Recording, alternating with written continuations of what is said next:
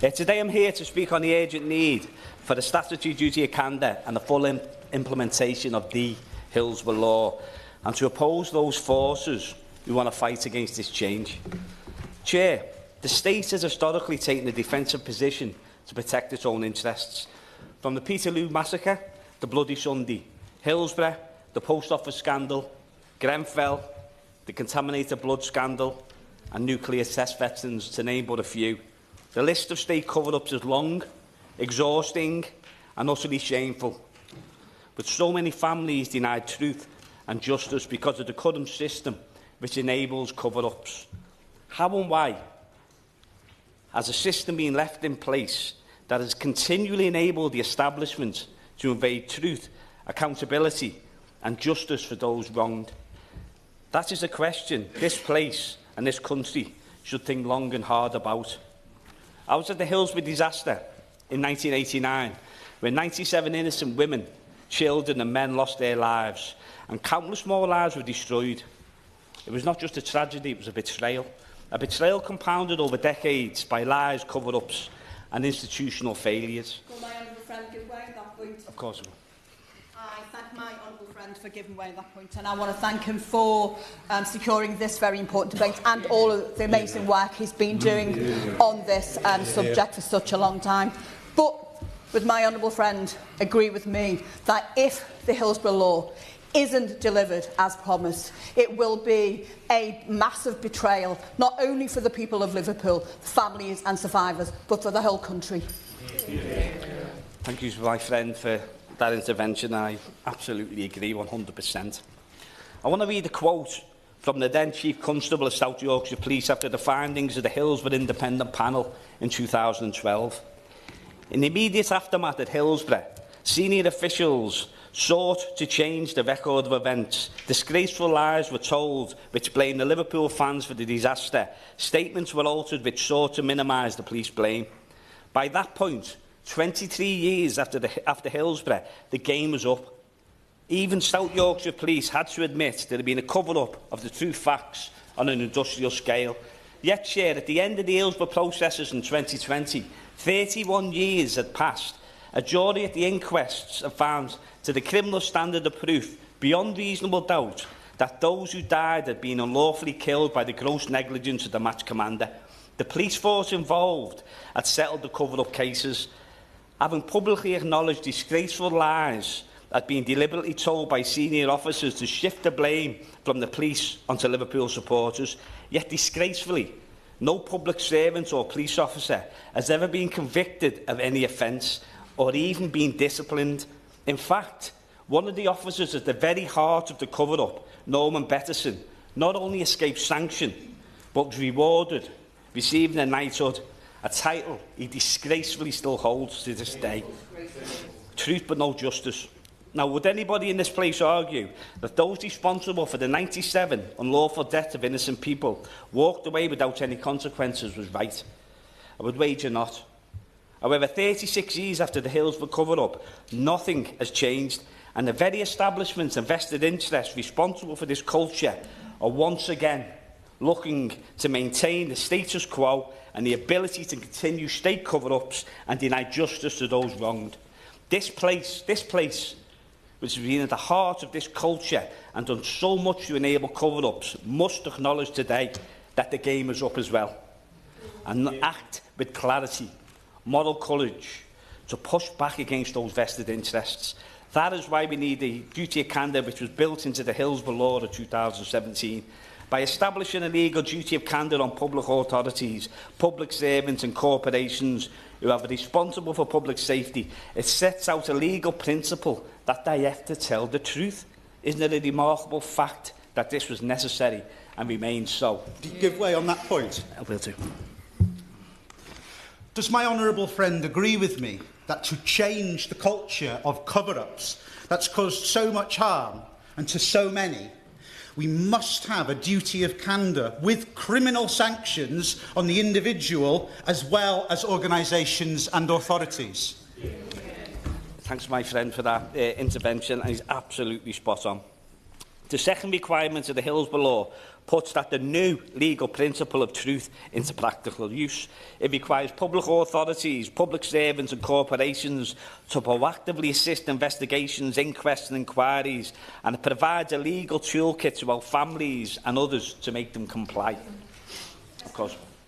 I thank the honourable gentleman. I wish to make it really clear that I'm Vice Chair of Whistleblowers UK, which is a non-profit making organisation, but there to set up to protect whistleblowers.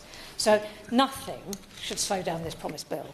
Absolutely. It's essential that those who hold public office are held fully accountable, and if we're to prevent the now constant stream of scandals which blight so many innocent lives, can we not overlook the fact that the people involved in Hillsborough and in every similar scandal, they speak up, but the system lets them down. And as a part of this important new Hillsborough law, I'm going to ask the Minister if she'll address the fact directly that the government should commit to protect those who exercise their duty of candour from retaliation by also committing to the introduction of an office for the whistleblower. Thank you. Thank you for them valid points.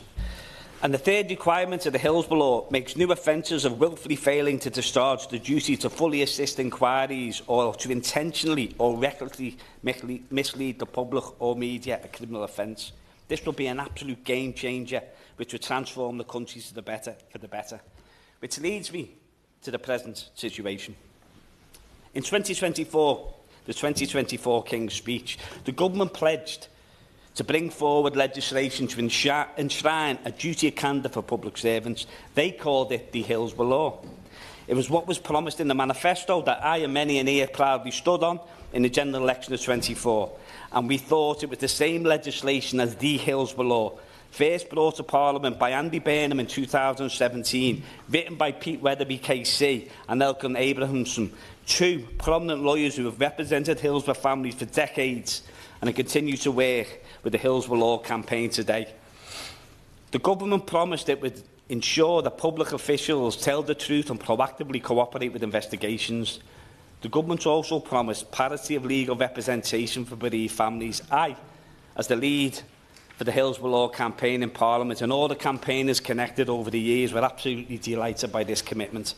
And the government promised to deliver it by the 36th anniversary of Hillsborough on the 15th of April this year.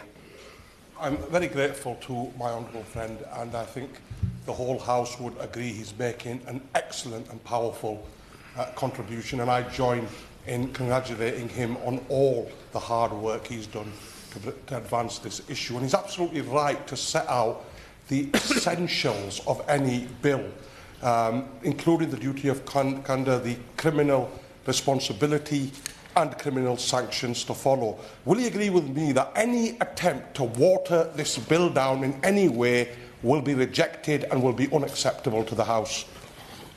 Thank you to my honourable friend for that powerful point, and 100%. So the government promised to deliver it by the 36th anniversary of Hillsborough on the 15th of April this year. Sure, the promise was broken. Instead, the government offered a watered-down version of the legislation, stripped of its moral force and legal teeth. The lawyers who drafted the original bill refused to endorse it. Negotiations stalled, and once again the families were let down, and it felt a continuation of the betrayal by the state. And while the Paymaster General told me in this place in July that the government remains fully committed to introducing the Hillsborough Law, we still have no clarity on when or how these provisions will be enacted. There have been plenty of warm words, but warm words don't deliver justice, action does. So out of sheer desperation, I thank my honourable friend for giving way, and as with other members, congratulate him on all of the hard work he's done on this issue since he entered this House. Now, as he was speaking, I just thought to myself that in all of the cases that have led to these discussions, Hillsborough, the infected blood scandal, nuclear test, veterans and the Primadose scandal and the countless others, the victims and their families have had to deal with the initial trauma of the incident and then the prolonged trauma as a result of all the lies that have been told. And does he agree with me that introducing the duty of candour will protect victims and their families from this prolonged trauma, and that this should take priority over protecting the public body that's responsible? And I believe that's the way that the government can show victims and their families that they're listening. And this is why I understand that he's so forthright on bringing forward a Hillsborough law, because that includes this duty of candour. There's so many people who want to speak. Ian Byrne. Thank you. Thank you to my honourable friend for that absolutely spot-on point. So out of sheer desperation of the situation, to a private member's bill in July, I introduced the original Hillsborough Law, the 2017 version, tabled as the Public Authority Accountability Bill. Chair, the government rejected it. So here we are today, without the Hillsborough Law, fighting against those same vested interests, and the clock continues to tick, while people's belief in politics and politicians continues to erode. So let me be absolutely crystal clear to the government. A full duty of candour with criminal sanctions is non-negotiable in any legislation bearing the name of Hillsborough. It is not a technicality. It is a moral imperative. And it's a moral and legal imperative that it sits at the heart of every inquiry, investigation and inquest, local and national, no exceptions. Nothing less will change the culture, because carve-outs become cover-ups, and this must not be allowed to happen ever again, because its presence in the legislation means simply this: if it had been law at the time of Hillsborough, we would not have waited decades for justice. So much pain, suffering could have been avoided. Families could have grieved for those lost, instead of fighting the state for truth and justice. This clause is about accountability. It is about preventing cover-ups, and it is about restoring public trust. The second pillar of the Hillsborough Law is legal parity, which is equally vital. Time and time again, bereaved families have faced the might of the state with no legal support. While public bodies are armed to the teeth with expensive teams of lawyers, parity of arms is essential to stop the false narratives being spread and families feeling like it's them who are on trial. That imbalance is not just unfair, it's grotesque. And I would like to pay tribute to Deb Coles and the team at Inquest for their constant championing of this. Their work was highlighted in All or Nothing, a report on the Hillsborough Law Family Listening Day. I urge everybody in this room and beyond to read it to understand why parity of arms is so fundamentally crucial to gaining truth and justice. So I ask, if the government resists a full duty of candour without exception, what does that say? Do they believe public officials should be allowed to lie with impunity? Do they believe families should continue to be denied justice? Opposition to this legislation is not about practicality.